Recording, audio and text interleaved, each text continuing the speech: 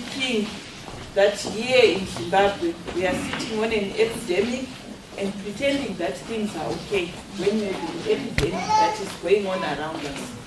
When HIV was at the rate of 25% of the adult population, we were panicking. But high blood pressure currently sits at about 33% of the adult population. But we are, very relaxed. But it has the same repercussions as HIV. It's a chronic disease, potentially going to kill you, quite devastating even in young people, relatively young people. They become disabled with strokes or die suddenly.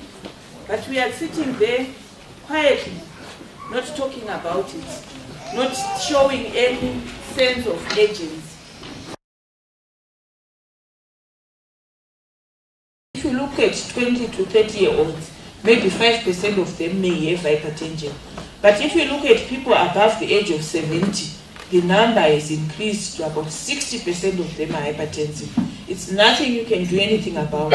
As you get older, your vessels harden, your peripheral resistance increase, and your blood pressure just tends to go up.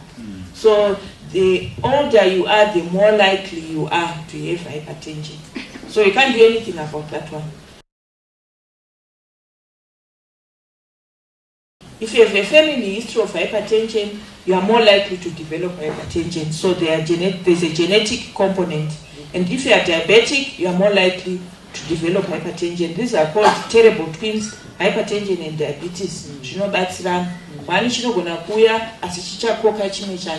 So if you start with diabetes, you end up also with hypertension. If you start with hypertension, you can end up with diabetes, even if you don't take those medications that people say cause diabetes. The two are called terrible twins.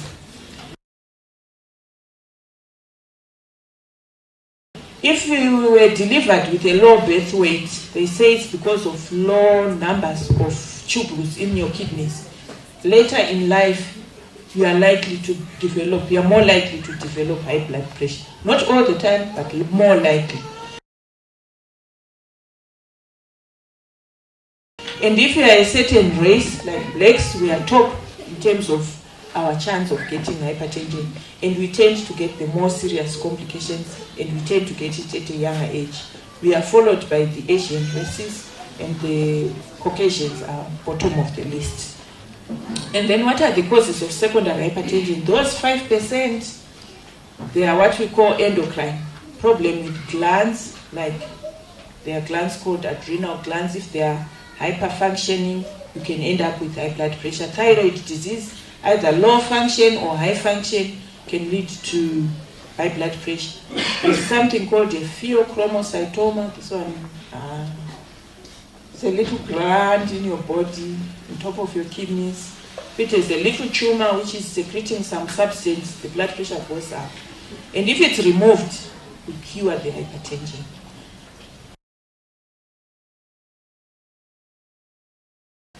Renal refers to kidneys. If you have kidney failure, it can cause high blood pressure. If you have chronic kidney infections, they can cause high blood pressure. And then pregnancy, we know that one. In pregnancy, some women just develop hypertension. And if they deliver, the blood pressure settles by 6 weeks. Some of them, because they are at risk anyway, from other causes like family history, obesity, at 6 weeks, even if they have delivered, their blood pressure doesn't settle. So if you have developed pregnancy-induced hypertension, keep monitoring your blood pressure, just in case you are one of those people who belongs to those families where you are going to develop high blood pressure. But the majority of pregnancy-induced hypertension, by 6 weeks after delivery, it has settled. And then there are what we call vascular causes. Vascular refers to blood vessels. So there's a vessel to the kidneys called a renal artery, which if it's narrow, you get high blood pressure. And coarctation of the aorta is Mr. Chimuka's area. If it's narrowed from birth, you tend to develop hypertension. And if he opens it up, we've cured that child of hypertension.